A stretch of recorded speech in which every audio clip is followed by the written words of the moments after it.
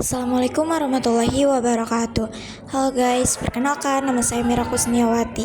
Di sini saya akan menjelaskan materi tentang GCMS, yaitu Gas Chromatography Mass Spectrometry. Pengertian GCMS. Gas Chromatography Mass Spectrometry atau GCMS merupakan metode pemisahan senyawa organik yang menggunakan dua metode analisis senyawa, yaitu kromatografi gas untuk menganalisis jumlah senyawa secara kuantitatif dan spektrometri massa untuk menganalisis struktur molekul senyawa analit.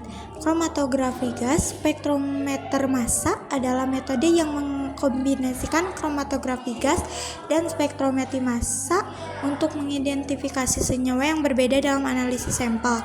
Kromatografi gas dan spektrometer massa memiliki keunikan masing-masing, di mana keduanya memiliki kelebihan dan kekurangan.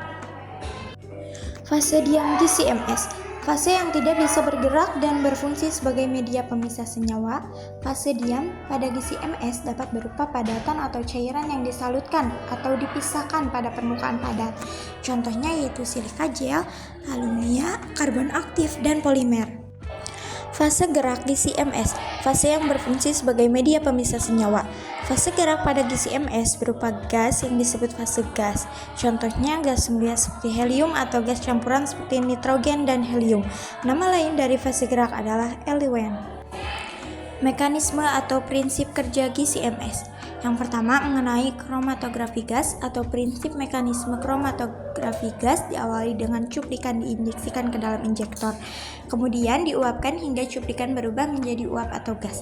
Cuplikan yang berbentuk gas dibawa oleh gas membawa dengan laju alir yang konstan masuk dalam kolom pemisah. Komponen-komponen sampel akan terpisah pada saat melewati kolom karena adanya perbedaan daya adsorpsi fase diam terhadap komponen-komponen sampel.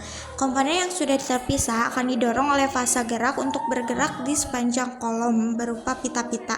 Setelah sampel dipisahkan menjadi komponen-komponennya, masing-masing komponen tersebut akan keluar dari kolom bersama fase gerak. Konsentrasi komponen tersebut dapat diukur dengan suatu detektor yang akan menghasilkan sinyal dan dikirim ke pencatat. Komponen-komponen dari sampel yang telah terpisahkan akan menghasilkan kurva-kurva karena masing-masing komponen tersebut ditahan pada kolom dalam waktu berbeda-beda. Lamanya waktu suatu komponen ditahan oleh kolom adsorpsi merupakan ciri khas komponen yang disebut sebagai waktu retensi atau waktu lambat. Fungsi GCMS. Berikut ini adalah beberapa fungsi gas kromatografi yang perlu Anda ketahui. 1. Pemisahan senyawa dalam suatu sampel. 2. Menghitung kadar senyawa dalam suatu sampel. 3. Pengujian kemurnian suatu senyawa. 4. Identifikasi senyawa yang ada pada suatu sampel. 5. Menyiapkan suatu senyawa murni dari suatu sampel. Waktu retensi GCMS. Waktu retensi GCMS adalah kisaran waktu analisis ketika proses sampel ditangkap oleh detektor. Waktu retensi bergantung pada sifat-sifat fisikokimia senyawa, kolom kromatografi gas dan fase diam yang digunakan. Ada juga waktu retensi tinggi, yaitu merujuk pada waktu yang lebih lama dari biasanya. Hal ini dapat terjadi ketika senyawa yang dianalisis terikat dengan kuat pada fase diam, sehingga memerlukan waktu yang lebih lama untuk keluar dari kolom dan mencapai detektor. Waktu retensi tinggi dapat mengindikasikan adanya senyawa yang tidak diinginkan dalam sampel.